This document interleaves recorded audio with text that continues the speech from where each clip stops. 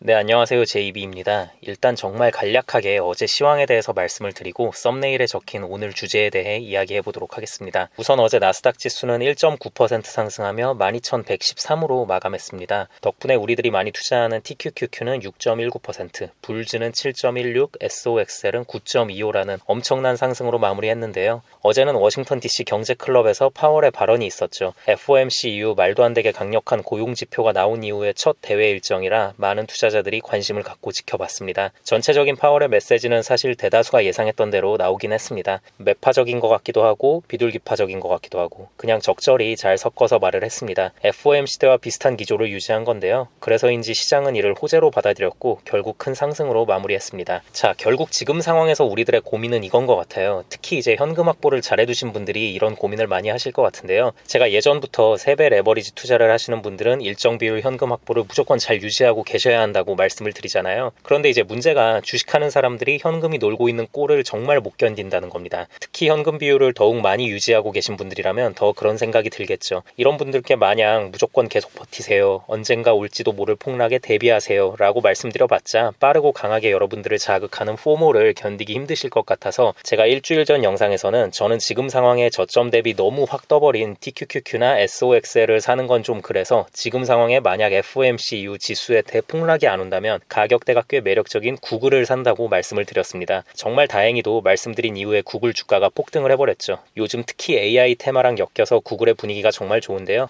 당장 어제 같은 경우만 해도 구글이 4.6%라는 엄청난 상승폭을 기록하기도 했으니까요. 자, 그런데 문제가 한동안 분위기가 계속 안 좋았던 구글도 또 이렇게 폭등을 해버리니까 또 살 게 없어져 버린 거예요. 우리가 한 번에 몰빵 매수를 하는 게 아니잖아요. 늘 분할로 들어가지 않습니까? 저도 그래서 저 때 구글을 매수한 이후로 추가 매수 타이밍을 못 잡고 있어요. 물론 사자마자 플러스로 전환돼서 계좌 반짝거리는 거 보고 있으면 기분은 좋긴 한데 이게 이렇게 또 너무 한 번에 확 주가가 올라버려서 다소 아쉬운 감도 있습니다. 자, 그럼 이제 이 상황에서 살만한 게 뭐가 있을까라는 부분에 대한 고민을 좀 해봤습니다. 제가 어제 장중에 멤버십 커뮤니티 게시판에 실시간으로 말씀드리기도 했는데요. 저는 지금부터 소량씩 TMF ETF를 모아가 볼까 합니다. 미국 채권에 투자하는 3배 레버리지 상품이고요. TMF ETF를 조금씩 모아가기로 결심한 여러 가지 이유가 있는데요. 우선은 당장 주식시장의 광기가 너무 심한 것 같다는 게 그 첫 번째입니다. 물론 저도 TQQQ와 SOXL 그리고 불즈에 가장 많은 자산을 투자하고 있는 입장에서 이런 상승이 정말 너무 좋긴 한데요. 근데 그냥 그것과는 별개로 나스닥 주요 기업들의 4분기 실적이 분명 안 좋게 나왔고 적어도 다음 분기까지도 별로 좋을 게 없을 것 같은데 기대감 하나만으로 너무 심하게 올라온 듯해서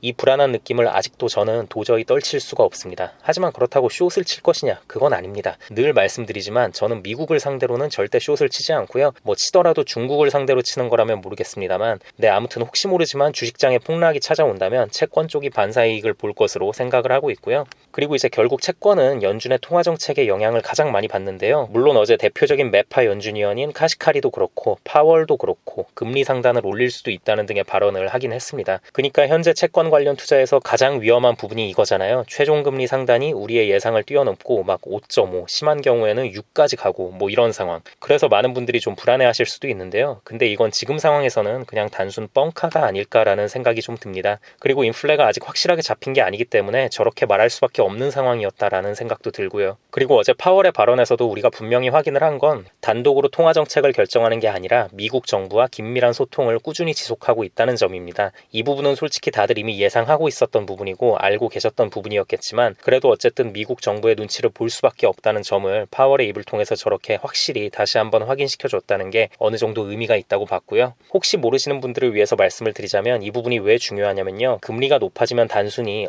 금리 높아졌네? 자산시장 당분간 계속 힘들겠네? 이렇게 끝나는 게 아니라 미국 정부 입장에서 지불해야 할 이자의 양이 엄청나게 늘어나게 됩니다. 미국은 부채가 어마어마하게 많은 나라이기 때문에 금리 몇 프로 더 올리냐 마냐가 상당히 국가 재정에서 차지하는 비중이 큽니다. 그래서 이제 이런 부분들을 봤을 때 파월이 그렇게 무자비하게 금리 상단을 높게 올리지는 못할 것이다 라는 생각이 들었습니다. 이렇게 되면 채권 시장에는 호재가 되겠죠. 그리고 거기에 오늘 또 바이든이 미국장 마감 이후에 증세 이야기를 할 예정이거든요. 간단하게 요약하자면 부자들과 기업들에게 돈을 더 뜯어내겠다라는 식의 이야기를 할 것 같은데요. 이로 인해 주식장에 약간의 충격이라도 올 것으로 예상이 되고요. 그렇게 되면 또 채권 시장에 도움이 될 수도 있겠죠. 자, 여러분, 그리고 마지막으로 제가 채권 ETF 투자를 결심하게 된 가장 중요한 부분을 말씀을 드릴게요. 채권과 주식이 일반적으로 서로 보완하는 개념인 건 맞는데요. 예를 들면 주식장이 하락하면 반대로 채권장은 오른다던가 혹은 그 반대라던가. 하지만 그렇다고 방향성이 완전히 다른 대척점에 있는 존재들이 아닙니다. 실제로 차트를 비교를 해봐도요. 저금리 시대에 나스닥이 엄청난 호황을 누릴 때 채권 쪽도 엄청난 고점을 찍었습니다. 그러니까 우리가 SQQQ 이런 거를 사서 나스닥에 숏을 쳐버리면 반드시 나스닥이 망하기만을 기도해야 하잖아요. 근데 여러분 솔직히 미국 나스닥이 어떻게 망합니까? 그래서 미국 상대로 숏을 치는 건 시간을 오래 끌수록 질 확률이 높아지고 멘탈 관리도 정말 쉽지가 않은 건데요. 근데 채권은 그렇지는 않아요. 금리 인하가 시작되고 본격적인 상승장으로 접어들었을 때 충분히 나스닥 지수와 함께 동반 상승하는 게 가능합니다. 물론 그 상승폭은 나스닥 지수만큼 크진 않을 거예요. 근데 어쨌든 하락할 때의 방어력도 훨씬 더 좋으니까 이래저래 현재로선 괜찮은 선택이라고 봤고요. 그럼 이렇게 질문하시는 분들도 계실 수 있을 것 같아요. 아니 그럼 어제 연준 파월 발언들 봐도 올해 안으로는 금리 인하 절대 안 할 기세인데 아예 금리 인하 기조가 확실해지면 채권 들어가면 안 돼요? 라고 물어보실 수도 있을 것 같습니다. 근데 그때 되면 채권도 엄청나게 뛸 것 같기 때문에 늦을 거라는 생각이 들어요. 그럼 오히려 더 최악인 상황이 나올 수도 있다고 보거든요. TQQQ도 못 사고 채권 ETF도 못 사고 그래서 지금부터 TMF ETF를 분할 매수로 조심스럽게 들어간다는 점 말씀드리고요.